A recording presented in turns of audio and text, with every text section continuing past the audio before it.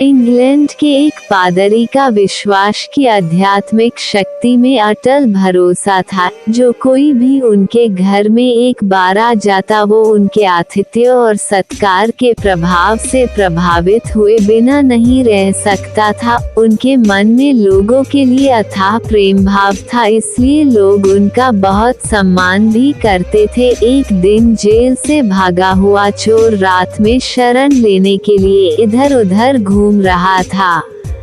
उसने देखा कि पादरी के घर का दरवाजा खुला हुआ है, इसलिए वो उस ओर चला गया और पादरी के घर में प्रवेश कर गया। पादरी ने उसे देखते ही उसका अभिवादन किया और उससे कहा, तुम्हारा मेरे इस घर में स्वागत है मेरे भाई, लेकिन तुम ये बताओ तुम कौन हो और यहाँ क्या करने आए हो। इस पर चोर ने सफेद झूठ बोलते हुए कहा, फादर मैं एक मुसाफिर हूँ और रास्ता भटक गया हूँ, सो इधर उधर भटक रहा था और आपके घर का दरवाजा खुला हुआ देखा तो इस ओर चला आया। क्या मुझे सिर छुपाने के लिए जगह मिल सकती है? मैं सुबह होते ही यहाँ से चला जाऊंगा।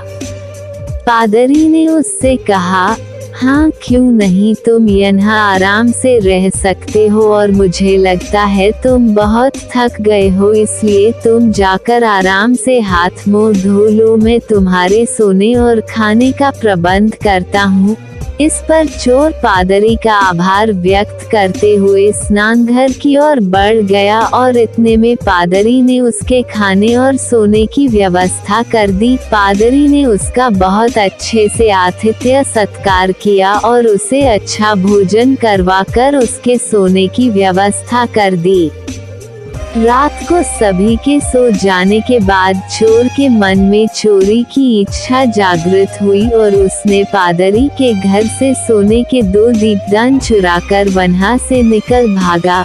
रात में पुलिस उसकी तलाश में ही थी, सो वो पुलिस के हत्थे चढ़ गया तो पूछताछ में उसने बता दिया कि मैंने ये पादरी के घर से चुराए हैं। इस पर उसे पादरी के सामने लाया गया तो पादरी ने पुलिस वालों से कहा, आप कृपया इन्हें छोड़ दीजिए, ये मेरे घर में मेहमान के तौर पर आए थे और मैंने ये दीपदान इन्हें उपहार के तौर पर दिए हैं।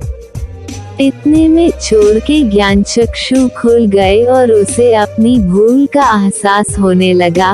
पादरी की उदारता देखते हुए चोर के मन में पश्चाताप होने लगा और उसने माफी मांगकर कभी फिर से चोरी नहीं करने का वचन दिया।